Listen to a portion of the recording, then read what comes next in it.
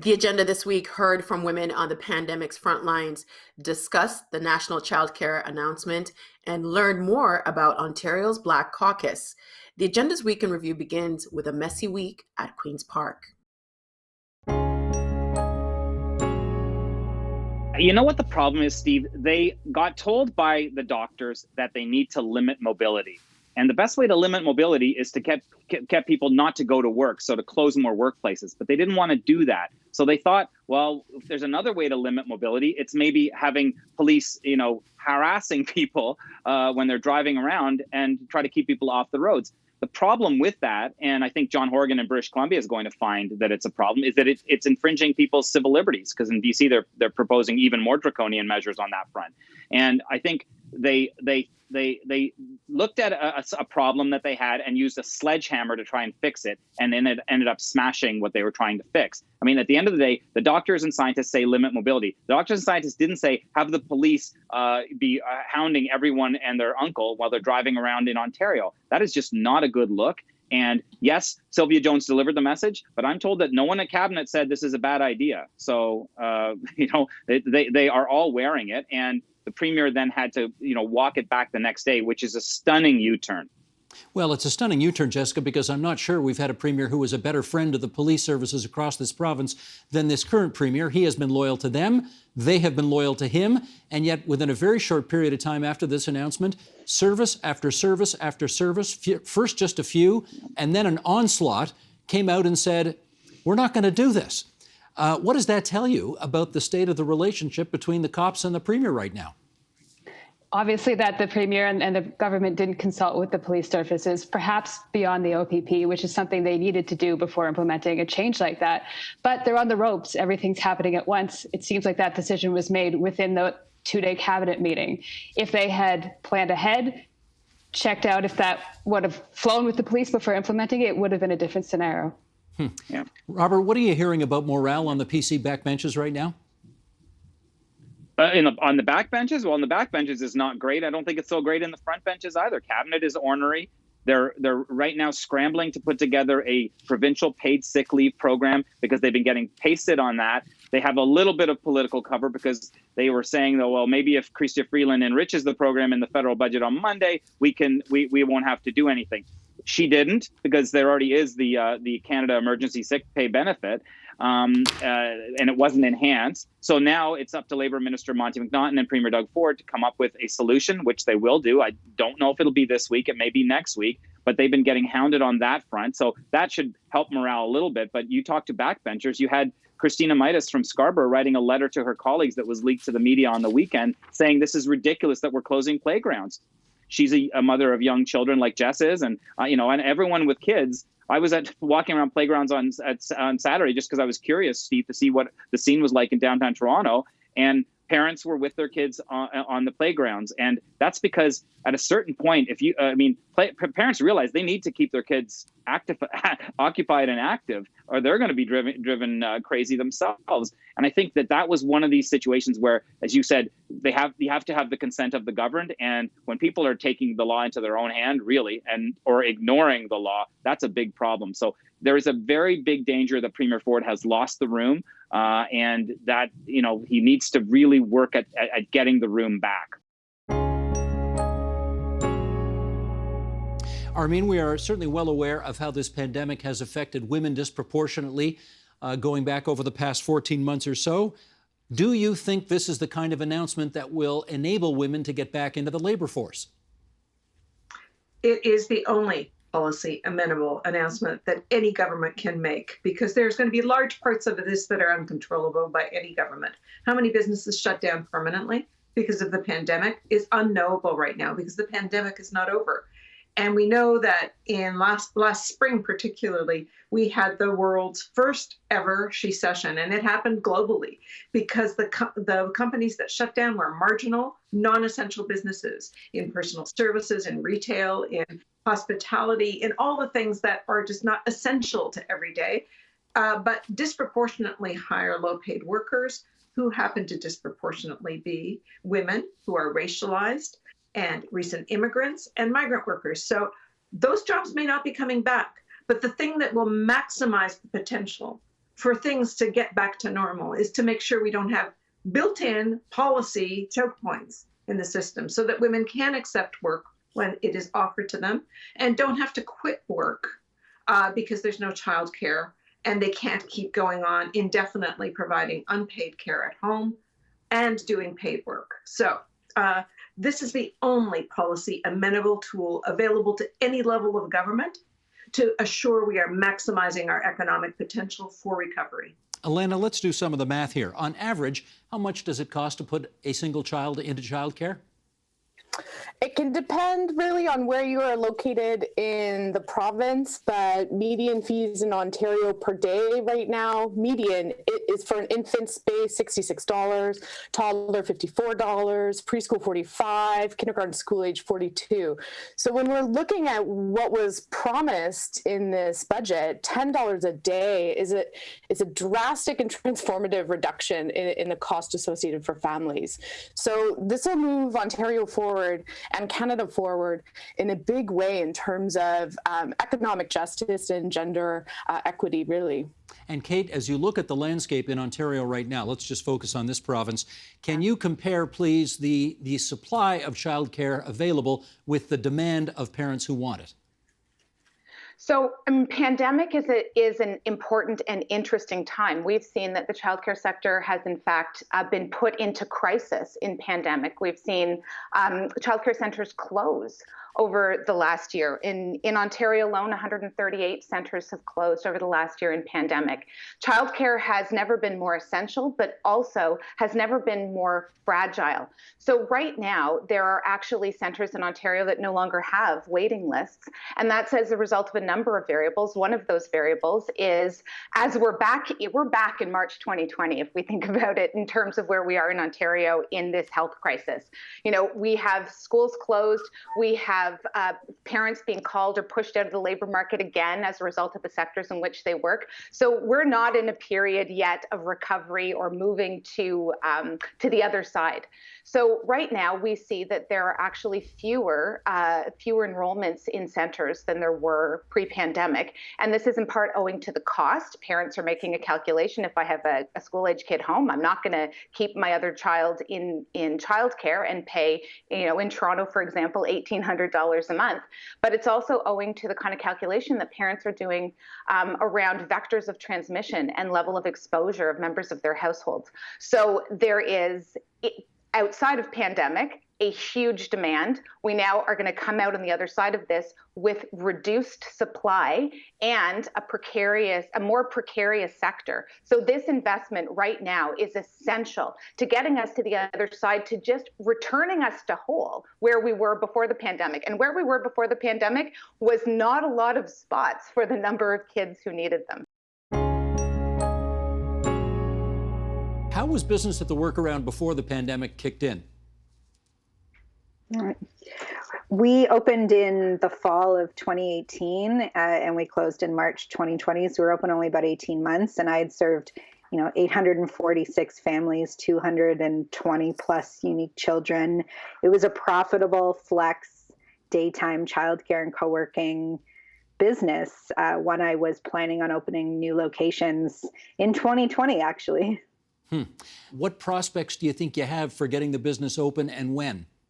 It's really hard in Ontario and in Toronto in particular right now. I'm an indoor shared space with shared washrooms, shared kitchen facilities, and at the same time, daycare, which is so critically important for working parents. And so I'm optimistic by the federal budget childcare funding that gives me some hope that the business has some really amazing growth opportunities in the future. In the short term, I think we're going to be closed for a little while still. And, I echo Kalisha, the number of bleaching we did and disinfecting and cleaning and spraying down door handles. I mean, I have 13,000 square feet and I laid all my staff off. It was me who was doing all of that. I just want to get back to doing that and serving as many families as soon as we can. We hope you get that chance. Loren, that's a woman-owned business that we've just heard from there. How did the pandemic, broadly speaking, affect female-owned businesses overall? Well, I think we're seeing a trend here, and that is that women have suffered more, and that certainly has been the case for women-owned businesses. They've faced higher challenges, partly because of the sectors that women entrepreneurs are more likely to, build a business in, which is hospitality, care, things that businesses that have borne the brunt of the closures. So I think it's across the board. We're seeing not only women employees, but certainly women entrepreneurs lose out. Loren, follow up with this if you would, because I know it cannot have escaped the attention of any of the people on this program tonight that Chrystia Freeland, the finance minister, announced yesterday a multi-year, multi-billion-dollar childcare program, with the idea being eventually to get to a $10 a day per child program. Imagine that program in place, Loren. What kind of a game changer is it? I think it's a huge game changer. It has the potential to be a huge game changer. Affordable childcare is something that women have been lobbying for decades. As I've said before, the pandemic hasn't created these problems, but it has exposed them and it's made them undeniable. And I think it's very undeniable now that we need affordable childcare. At the same time, women have to have jobs to return to. And we have to remember that as well. Childcare is only one piece of the puzzle to help women to get them back to work. Indeed. Birgit, how much of a challenge has childcare been for you? Oh, a lot. I've had to use babysitters as opposed to registering my daughter in a childcare center because I couldn't afford it, right? So, and I've lost income a lot of times because when my babysitter calls in sick, I have to stay home with my daughter. So yeah, it's an ongoing issue for me and for many of us on the front line. Now, women are greatly affected by this. Yeah. Right. I think you mentioned earlier you're down to 2 shifts a week now because of the whole situation you're in now. Can you make ends meet on 2 shifts a week? I can barely survive. I can barely just pay my bills, and that's about it. So how are you doing it? I don't know, 2 shifts a week, credit cards, right? It's a cycle. So you are taking on additional debt right now? Absolutely. And when the babysitters come in, different babysitters dealing with your children, I presume you find that a less valuable, less effective option than if they had quality, consistent, daily childcare. Of course, definitely. Yeah. The child wants consistency too. They need it. For sure. Amanda, with women often taking on uneven amounts of childcare and housework, how did the pandemic, in your view, affect all of that? We need to recognize that work has changed, and without childcare, we cannot get women back to the workforce. Look at the women on this panel. Full-time, Monday to Friday, center-based care is not going to serve the Saturday night grocery store worker, the ICU nurses who need overnight care, the entrepreneurs who I serve who might have a freelance graphic design contract for a few months but can't possibly commit to a full year. I think what I'm hopeful about with the childcare announcement is we recognize that we need to fund childcare. The next step is to recognize that the types of childcare that Canadians need is far more diverse than what's available right now. Now, we're just actually a few days past the actual second anniversary of the creation of the Black Caucus by the New Democrats at Queen's Park. And Laura May, let me get you back in here on this. Just give us some better understanding of why you thought there would be value in the creation of a so-called Black Caucus in the NDP party at Queen's Park. What did you hope it could achieve? So I think I have to answer that and take it a step back, because it wasn't actually the NDP that decided to form the Black Caucus. It was that we had a community meeting with Black leaders. Zinena Akande actually was with us on that day. And a number of people at that table were shocked that there were that many Black people in one party at that one time. And in that moment, a number of people kept saying, wow, it would be kind of neat if there was a Black Caucus. Wow, it would be really interesting to figure out how could you use this moment in history to do something to advance the needs and supports and advocacy for Black communities. And I actually remember Zanina at the very end sort of whispering in my ear, it would be kind of cool to have a Black caucus, wouldn't it? And so we brought all of this we brought all of the information back to the leader of the official opposition, to Andrea Horwath. And I remember Andrea pulling me aside at one point before the actual decision was made. And she said to me, over the years, I've done a lot of work with Black communities. There's always sort of steps and ideas that we have on ways to structure supports for them, and rarely do they work in making real change. So I don't want to go this step unless there's a commitment that we're actually going to do the work. And so for me, that became a moment where I thought, okay, the Black Caucus can actually do something real, then I too would like to be part of the formation of the Black Caucus. Yeah, let me find out. Let me find out more about that from Zanina Akande. What tangible things did you think the creation of a Black Caucus at Queen's Park could actually achieve? I thought that it would be a collective voice speaking to effect the changes that were necessary for our communities. I remember way back when I was in government, and I was determined to get employment equity passed. I had to go and solicit among those within my party, none of whom were Black, to get support of 9 people to focus our whole attention on getting the caucus to support us in bringing that to the table. It was not easy. And because I was one voice, actually 2, because Gary Malkowski was there too, speaking to encourage all the others, even though we were the majority at that time. And so I thought how much easier that would be to have a group, a Black Caucus, to help to move the whole agenda along, and also to look at each issue from our point of view, to see, in fact, if we were omitted almost without having been considered. That would be extremely important, and I'm sure they'll do it. Gary Malkowski, if I recall, was the first ever deaf MPP in the Ontario legislature, and had somebody on the floor with him who would sign his questions and answers during question period. Alvin Curling, I'd like your view on the creation of this Black Caucus and whether you think it's a good idea. Well, let's say this. Let me take some of the glory out of Laura May. When Zanina Akande was there and doing her project, we had a Black Caucus.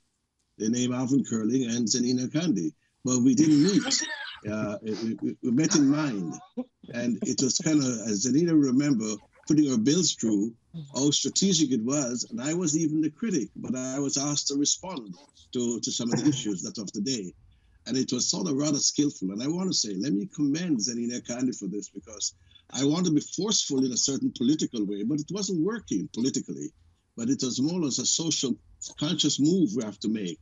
And so when this is formed, I said, well, here we go. It doesn't matter, just like you asked the question before, but as long as we can focus on the issue, it doesn't matter what party it was. So I was delighted to hear that. All right, let me follow up with Jill Andrew on that. The idea of creating the Black Caucus, we have some understanding of that right now, but let's find out, when the rubber actually hit the road, what you think it's been able to achieve over the past 2 years. Thank you, Steve. I certainly think that we have worked hard to continue building trust in Black communities across Ontario, and that we have done that through several consultations on key issues impacting our community, everything from arts and culture to education to jobs and employment to the justice system, quote unquote, to the healthcare system, to housing. We have spoken with Black Ontarians to get their voice and to hear their voice, and to have that considered in every piece of legislation that we have certainly as NDP put forth. Something else that we achieved that is very, very near and dear to my heart is we have brought hundreds of Black youth, of racialized youth, to Queen's Park to literally walk in that building and to take stock of who's on the walls and who's not on the walls, who's in the seats and who's not in the seats, so they can recognize that Queen's Park is their house and that they too can one day be elected officials and create change in their community. That's just some of what we covered this week on the agenda. For more, including the full conversations, you can visit our website, tvo.org, our YouTube channel at youtube.com/theagenda, or our Twitter feed, twitter.com/theagenda. The Agenda with Steve Paikin is brought to you by the Chartered Professional Accountants of Ontario. CPA Ontario is a regulator, an educator, a thought leader, and an advocate. We protect the public. We advance our profession. We guide our CPAs. We are CPA Ontario. And by viewers like you. Thank you.